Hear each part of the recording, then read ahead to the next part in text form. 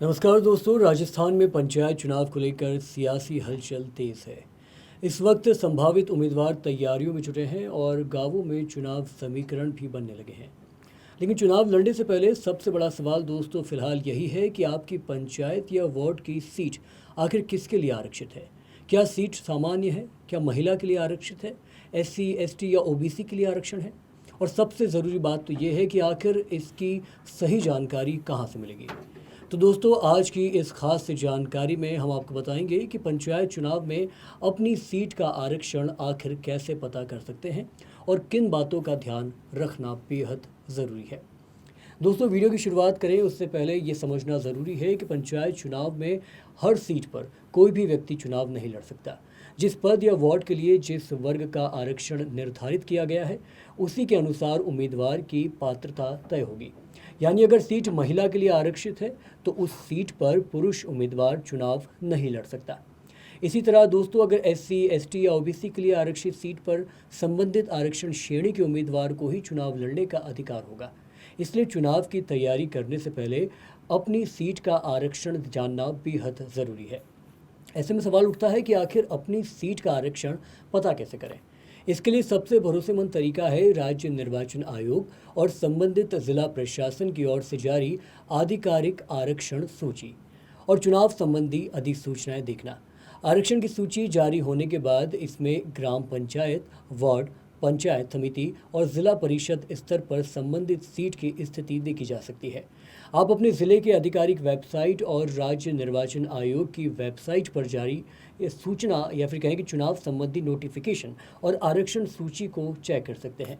लेकिन ध्यान रखें कि सिर्फ अपनी ग्राम पंचायत का नाम देखना ही काफ़ी नहीं है। ख़ास तौर पर अगर आप चुनाव लड़ने के इच्छुक हैं तो मैं आपको जो बातें बताने जा रहा हूँ उससे बहुत ध्यान से सुनें। पहला, आपकी सीट किस पद के लिए है। दूसरा, सीट सामान्य है या आरक्षित है। तीसरा, अगर आरक्षित है तो किस वर्ग के लिए आरक्षित है। चौथा, महिला आरक्षण लागू है या नहीं है। और आखिरी, पांचवा, आपकी सीट के लिए जारी अंतिम आरक्षण सूची कौन सी है। क्योंकि आरक्षण की प्रक्रिया में जारी होने वाली प्रारंभिक और अंतिम सूचियों में अंतर हो सकता है।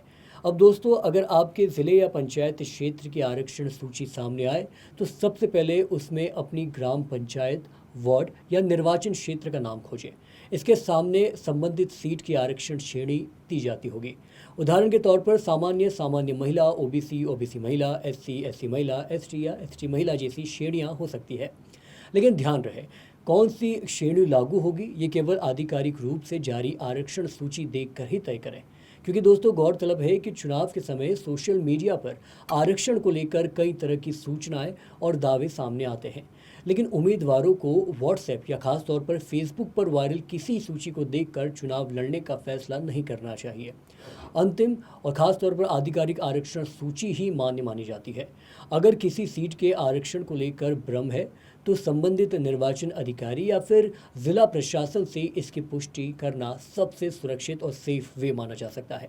ऐसे में दोस्तों, अगर आप भी पंचायत चुनाव 2026 में सरपंच, वार्ड पंच या फिर पंचायत समिति सदस्य, जिला परिषद सदस्य का चुनाव लड़ने की तैयारी कर रहे हैं तो सबसे पहले अपनी सीट का आरक्षण ज़रूर चेक कर लें। क्योंकि चुनाव की तैयारी शुरू करने से पहले दोस्तों ये जानना ज़रूरी है कि आपकी सीट किसके लिए आरक्षित है। पंचायत चुनाव से जुड़ी ऐसी ही हर ज़रूरी खबर के लिए, आसान जानकारी के लिए और समझने के लिए पूरे मुद्दे को देखते रहिए पंजाब केसरी राजस्थान। वीडियो पसंद आए तो इससे उन लोगों तक ज़रूर शेयर करें जो पंचायत चुनाव लड़ने की तैयारी कर रहे हैं या फिर पंचायत चुनाव लड़ने के इच्छुक है। बाकी प्रदेश भर की तमाम छोटी बड़ी खबरों के लिए देखते रहिए पंजाब केसरी राजस्थान।